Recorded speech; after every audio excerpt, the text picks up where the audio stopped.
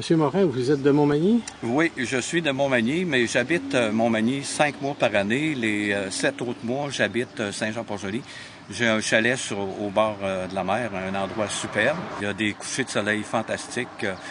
Probablement que ça explique un petit peu mon amour pour les arbres. Moi, je dis toujours qu'une peinture, c'est un rêve. Une peinture, c'est un morceau de soleil que l'on donne aux autres. Puis, c'est ma façon de dire aux autres, ben, vous voyez, là, moi, la nature, je la vois comme ça, je la comprends de cette manière-là.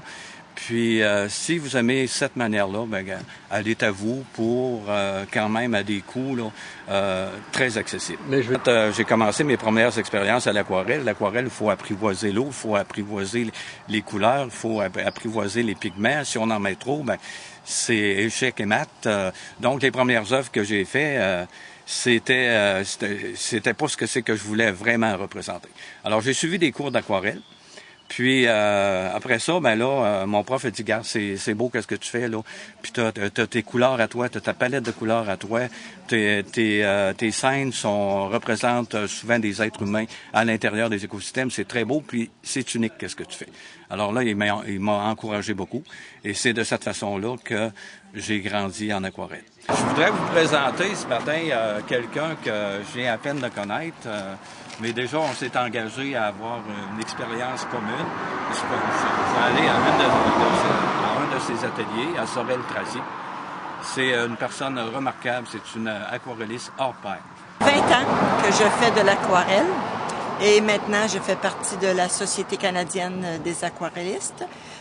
C'est un plaisir pour moi de parler d'aquarelle, de peinture. C'est toujours intéressant de rencontrer quelqu'un qui aime l'aquarelle, qui parle de l'aquarelle.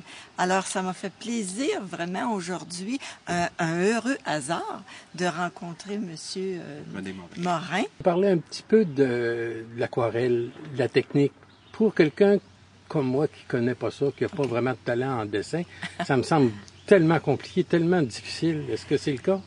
Supposément, on dit que c'est difficile, mais quand je pense qu'il faut arriver à apprivoiser. Comme n'importe quoi, comme le violon, comme toute autre chose, moi je dis toujours, l'eau travaille pour ou contre moi.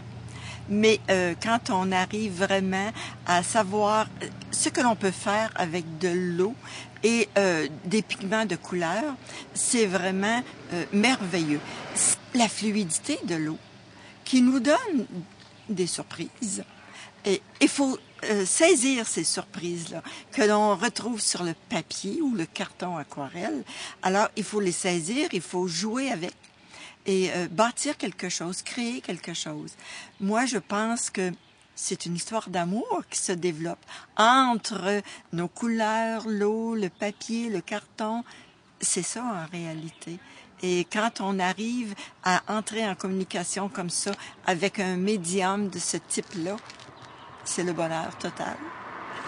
Il faut respecter vos goûts, votre choix de couleur, votre choix de sujet. Ça, c'est extrêmement important. On ne peut pas, nous, des fois, en tant que prof, imposer des choses.